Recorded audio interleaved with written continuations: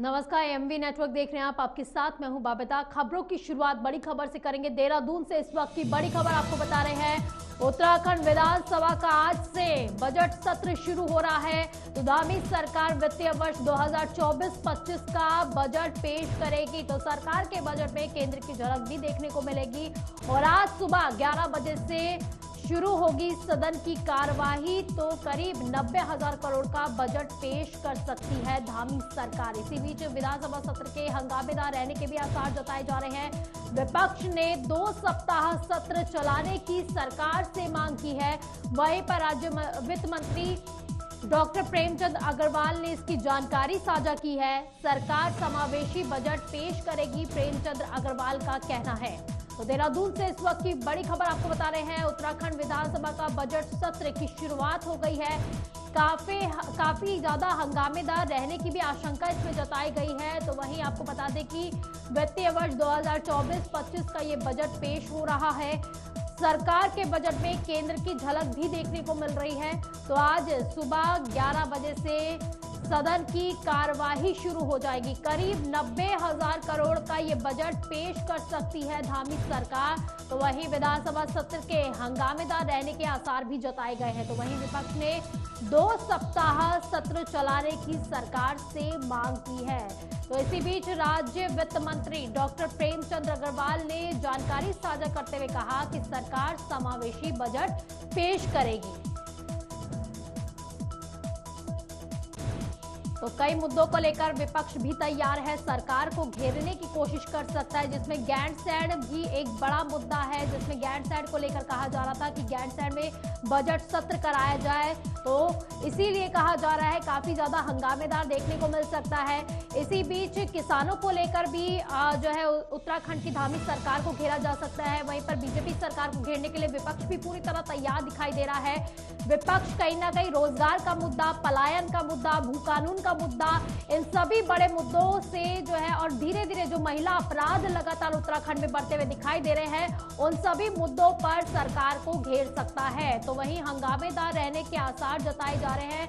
इसी बीच कहा जा रहा है क्योंकि गैंडसैंड एक बड़ा मुद्दा भी बना हुआ है। काफी सरगर्मियां भी देखने को मिली। जिस तरह से सियासत शुरू हो गई थी गैंडसैंड को लेकर, ग्रीष्मकालीन राजधानी बताया गया है गैंडसैंड को, और कहा यही मांग विपक्ष की तरफ से लगातार की जा रही है कि गैंडसैंड में बजट सत्र कराया जाए।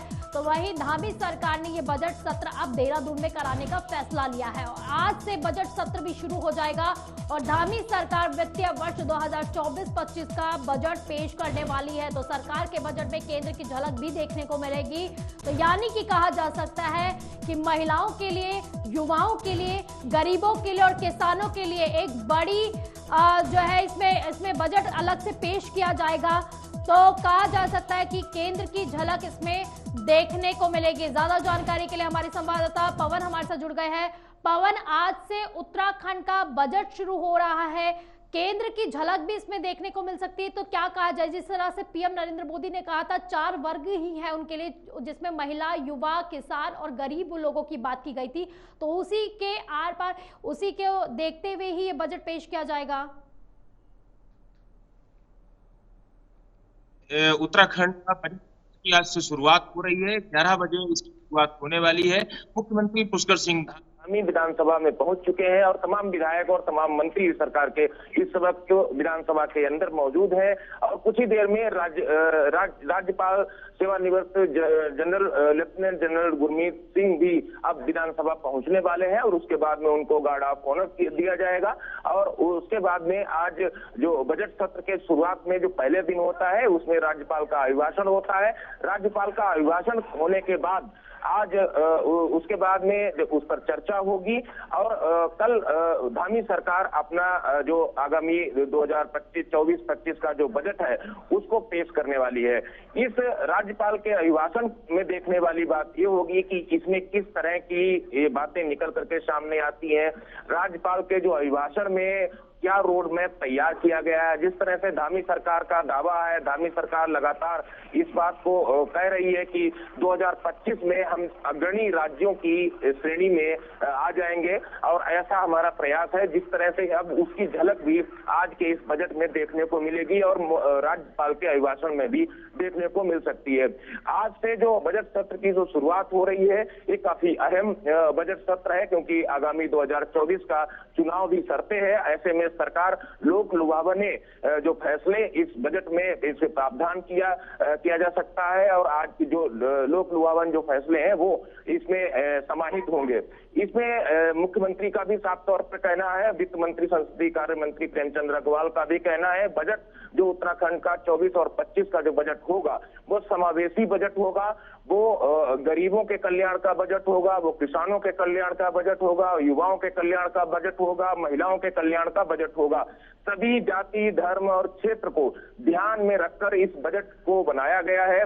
सभी से राय शुमारी करने के बाद में इस बजट को बनाया गया है। बजट में हर वर्ग के लोगों को इसमें समाहित किया गया है ताकि किसी भी वर्ग की उपेक्षा ना हो। और इस बजट के जरिए जो 2025 जब रजत जयंती वर्ष उत्तराखंड मना रहा होगा, तब देश के अग्रणी राज्यों में उत्तराखंड का नाम शामिल हो, उत्तराखंड अग्रणी राज्यों में हो। तो ऐसी दिशा की ओर इस बजट को ले जाने का पूरा प्रयास किया गया है सरकार के द्वारा। आज के इस बजट सत्र की जो शुरुआत है वो आज उसमें जो राज्यपाल का अभिभाषण अहम है, उसमें इस बजट की भी झलक देखने को मिलेगी और विकास की भी झलक देखने को मिलेगी। और कहीं न कहीं ऐसे लोक लुभावन फैसले भी इस अभिभाषण के जरिए, राज्यपाल के जरिए आज देश की, प्रदेश की जनता को जरूर संबोधित राज्यपाल के द्वारा किया जाएगा, जिसमें 2025 तक प्रदेश को अग्रणी राज्यों में सम्मिलित किया जा सके। यानी पवन कहा जा सकता है, क्योंकि जिस तरह से अंतरिम बजट में भी देखने को मिला था और यूपी के बजट में भी देखने को वो झलक मिली थी, यानी कि जिस राज्य में अभी तक बजट आया है उसमें 4 लोगों पर खासकर ध्यान दिया गया, उसी के इर्द गिर्द ये बजट तैयार किया गया जिसमें किसान, गरीब, महिला और युवा थे। और वही बात आपने भी कही है। और इस बजट के जरिए, क्योंकि 90,000 करोड़ का ये बजट बताया जा रहा है, इस बजट के जरिए यही साधने की कोशिश की जाएगी कि लोकसभा चुनाव भी नजदीक है, वहीं पर विकास को किस तरह से पंख दिए जाए, वैसे ही ये बजट अब पेश किया जाएगा। लेकिन काफी हंगामेदार भी बताया जा रहा है कि क्या कहा जाए कि विपक्ष की तरफ से ज्यादा हंगामा देखने को मिल सकता है, क्योंकि गैंडसैंड को लेकर काफी ज्यादा सियासत देखने को मिली थी। बिल्कुल बबीता, क्योंकि विपक्ष का काम है सत्ताधारी पार्टी की घेराबंदी करना, जन सरोकार के मुद्दों को उजागर करना और सदन के जरिए अपनी बात को रखना। और सदन के जरिए जो सदन के सदस्य हैं, जो सत्ताधारी पार्टी को कटघरे में खड़ा करने के लिए विपक्ष की अहम भूमिका होती है, तो वहीं विपक्ष अपनी बात को सड़कों पर भी उतरकर कहता है। वही हाल आज की विधानसभा सत्र के दौरान जब राज्यपाल का अभिभाषण हो जाएगा और उसके बाद से जब प्रश्नकाल शुरू होगा, जो विधिवत कार्रवाई राज्य सदन की जब से शुरू होगी, उसके बाद ये देखने को मिलेगा, क्योंकि विपक्ष ने ये पूरी तरह से तैयारी कर ली है कि सरकार को किन किन मुद्दों पर घेरा जाना है। तो विपक्ष का साफ तौर पर कहना है, जिस तरह से एक बार वाहवाही लूटते हुए जो बीजेपी सरकार ने गैरसैंण को ग्रीष्मकालीन राजधानी जरूर घोषित कर दिया, लेकिन जो ग्रीष्मकालीन राजधानी घोषित करने के बाद सरकार को गैरसैंण जाने से डर लगता है, सरकार को ठंड लगती है, सरकार वहां पर जाना नहीं चाहती है, इसलिए गैरसैंण की उपेक्षा की जा रही है। सिर्फ राजनीतिक फायदे के लिए गैरसैंण को ग्रीष्मकालीन राजधानी घोषित किया है। यही वजह है कि कांग्रेस के प्रदेश अध्यक्ष करण मेहरा का कहना है कि अपने तमाम विपक्षी दलों के साथ हम 27 तारीख से गैरसैंण के बाहर वहां पर एक डमी तौर पर वहां पर सत्र कराएंगे, जिसमें एक विधानसभा अध्यक्ष को भी नियुक्त किया जाएगा, तमाम विधायक भी नियुक्त किए जाएंगे, मंत्री होंगे, मुख्यमंत्री होंगे। एक डमी तौर पर, एक सांकेतिक तौर पर वहां पर सत्र होगा और जनहित के जो मुद्दे हैं, जो ज्वलंत मुद्दे हैं, चाहे वो अंकिता भंडारी हत्याकांड का मामला हो, चाहे वो लूट के मामले हो, चाहे वो जो फूलपुरा का मामला हो, या फिर अन्य जो मामले हैं ज्वलंत मुद्दे हैं, भू कानून का मामला हो, और कई ऐसे मामले, और गैंडसैंड इसमें सबसे बड़ा मामला है जिसको लेकर विपक्ष सरकार को घेर सकती है। तो पवन, क्योंकि इसी बीच मांग भी की गई है, 2 सप्ताह का सत्र चलाने की विपक्ष की तरफ से मांग की जा रही है। बिल्कुल बबीता, विपक्ष का ये भी सरकार सत्ताधारी पार्टी पर एक विषय रहने वाला है सदन के अंदर भी कि जो बजट सत्र है वो काफी अहम होता है। हर विभाग का बजट वहां पेश होता है, राज्यपाल के अभिभाषण पर भी चर्चा होती है, जनहित के तमाम मुद्दे क्षेत्र के होते हैं। अपने अपने क्षेत्रों के जो मुद्दे हैं वो सदन के माध्यम से सरकार तक पहुंचाने और उन पर कार्रवाई अच्छे से कार्रवाई हो सके और जो विकास के जनहित के जो कार्य हैं वो अपने क्षेत्र में कराए जा सके। इसलिए विपक्ष का साफ तौर पर यह भी कहना है, क्योंकि अभी जो सत्र आहूत किया गया है वो आज से लेकर के 1 मास तक के लिए आहूत किया गया है, यानी कि 5 दिनों का ये सत्र है, जिसमें एक दिन अभी दोपहर तक की जो कार्रवाई है वो राज्यपाल के अभिभाषण और उस पर चर्चा के बाद समाप्त हो जानी है और उसके बाद में कल बजट पेश किया जाएगा। उसके बाद में विभागवार बजट के पर चर्चा होगी। इसी बीच में प्रश्नकाल भी होगा। विधायक अपने अपने क्षेत्र की जो समस्याएं हैं जो प्रश्नकाल के दौरान वहां पर उठाएंगे, उन पर सरकार की घेराबंदी भी करनी, तो तमाम ऐसे कार्य है। तो यही वजह है कि विपक्ष का साफ तौर पर कहना है कि जब बजट सत्र होता है तो उसमें कम से कम 2 सप्ताह का बजट सत्र होना चाहिए और सरकार सिर्फ अपनी वाहवाही लूटना है, अपना बजट साफ कराना है, जनहित से कोई सरोकार नहीं है।